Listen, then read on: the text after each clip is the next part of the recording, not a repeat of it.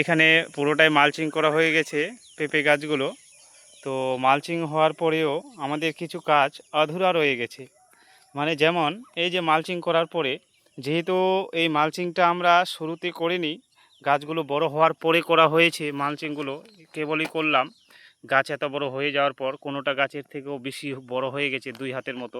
তো এবার মালচিং যেহেতু এইভাবে করা হচ্ছে, তাহলে এখানে কিন্তু একটা ধ্যান রাখতে হবে।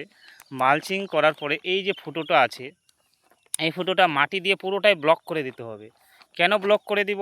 কারণ এই যে মালচিংটা আছে, মালচিংয়ের যে গরম হাওয়াটা কী হবে, চারিদিকে যখন এগুলো বন্ধ থাকবে এই সাইডটা, তখন কি হচ্ছে, এই সাইডটা দেখেন পুরোটাই বন্ধ আছে মাটি দিয়ে। তো এইবার তাহলে তো হাওয়াটা যেতে হবে, হাওয়াটা যাওয়ার জন্য একটা তার রাস্তা দরকার।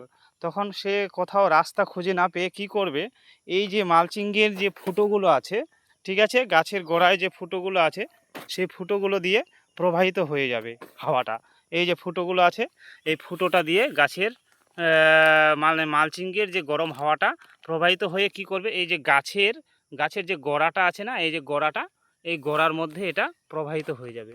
এবার প্রবাহিত হওয়ার পরে গরম হাওয়াটা যখন ওই গাছের গোড়ায় লাগবে, দেখাচ্ছি আপনাদের, গাছের গোড়ায় যখন এখানে হাওয়াটা লেগে যাবে, এই যে গাছের গরম হাওয়াটা যখন গাছের গোড়ায়, এই যে গরম গরম হাওয়াটা যখন গাছের গোড়ায় এখানে লেগে যাবে, তখন কী হয়ে যাবে, গাছের গোড়াটা কিন্তু নষ্ট হয়ে যাবে। এই যে দেখুন প্রত্যেকটাই গাছে এরকম করে দেওয়া হয়েছে। যেহেতু এটা মালচিংটা প্রথমে করা হয়নি, তার জন্য কিন্তু ছিদ্রগুলো একটু বড় হয়ে গেছে। এবার এটা ভালো করে মাটি দিয়ে মেরামত করে দিতে হবে, ঠিক আছে। এই যে এইদিকে দেখতে পাচ্ছেন, গাছের প্রত্যেকটা গোড়ায় এরকম করে সুন্দর করে মাটি দিতে হবে। দেখেন মালচিংয়ের পুরো একদম পুরো, যাতে হাওয়াটা গাছের গোড়ার মধ্যে না লাগে। তার জন্য কি করতে হবে, মালচিংটা পুরোটাই, এই যে ফুটোটা ছিদ্রটা আছে, এই ছিদ্রটা পুরোটাই একদম মাটি দিয়ে মেরামত করে দিতে হবে। তাহলে কি হবে, এই গাছের গোড়ায় হাওয়াটা লাগবে না, গাছটা সুস্থ থাকবে এবং থাকবে। আমরা মালচিংটা করব কেন, এই যে মালচিং পদ্ধতিতে করব কেন, যদি আমরা মালচিং ব্যবহার করি এই পেঁপে গাছগুলোতে, তাহলে কি হচ্ছে, এই যে আগাছাগুলো জন্মাতে পারবে না, এবং কি হচ্ছে, ভিতরের যে পুষ্টিকর খাবারটা, বিভিন্ন যে খাবার যে আছে এই খুঁটির মধ্যে, তাহলে কি হচ্ছে, পুরোটাই তারা পেঁপে গাছগুলোই পাবে। এবং এর ফলে কি হবে, পেঁপে গাছগুলো সুস্থ সবল এবং বেশি আরও গ্রোথ দিবে। এই জন্য পেঁপে গাছগুলো প্রত্যেকটাতে কি করা হয়েছে, মালচিং ব্যবহার করা হয়েছে। এবং গাছের যে এই মালচিং ফুটোটা, এই যে গাছের গোড়ার মধ্যে ফুটোটা ছিল, সেই ফুটোটা কিন্তু ব্লক করে দিতে হবে।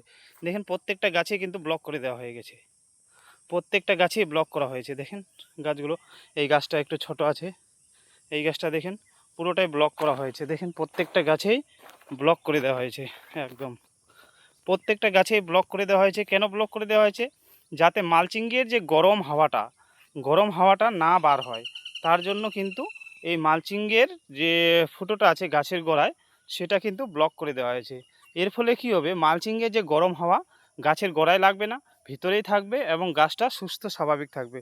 দেখতে পাচ্ছেন প্রত্যেকটা গাছের গোড়ায় মাটি দেওয়া হয়েছে, যাতে গাছটা নষ্ট না হয়। এবং গরম হাওয়ার ফলে গাছের গোড়ায় যখন গরম হাওয়াটা লাগবে, কিন্তু সেখানে ধসা ধরে যাওয়ার সম্ভাবনা আছে, লাল হয়ে যাওয়ার সম্ভাবনা আছে, এবং গাছটা নষ্ট হয়ে যাওয়ার সম্ভাবনা আছে।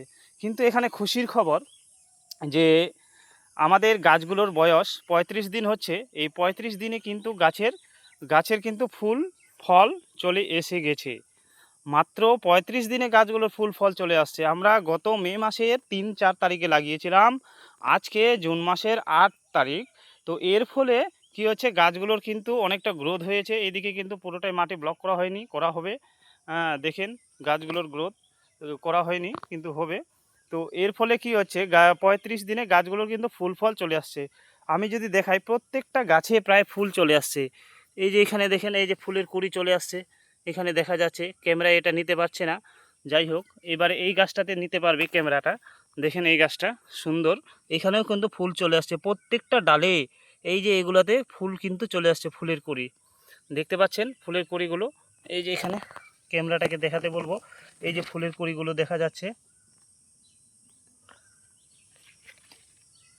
ফুলের কুড়িটা এই যে দেখতে পাচ্ছেন এবার ফুলের কুড়ি। এই যে এইদিকে একটা আছে ফুলের কুড়ি, এই যে এবার সুন্দরভাবে এরকম প্রত্যেকটা গাছে প্রায় ফুলের কুড়ি চলে আসছে। তো ক্যামেরাগুলো নিতে পারছে না, আর 4-5 দিন চলে গেলেই ক্যামেরাটা নিতে পারবে। ফুলের কুঁড়ি চলে আসছে, বুঝতে পারছেন। তো এইভাবে গাছগুলোর কিন্তু গ্রোথ ভালো দিয়েছে। 35 দিনে রেজাল্ট। আমরা যখন এই বীজগুলো কিন্তু আমরা বাড়িতেই তৈরি করছি, দোকান থেকে বীজ নিয়ে আসছিলাম এবং বীজটা আমরা বাড়িতেই রোপণ করে এগুলো লাগিয়েছি। ফলে কি হয়েছে, আমাদের কম খরচার মধ্যে এটা হয়ে গেছে।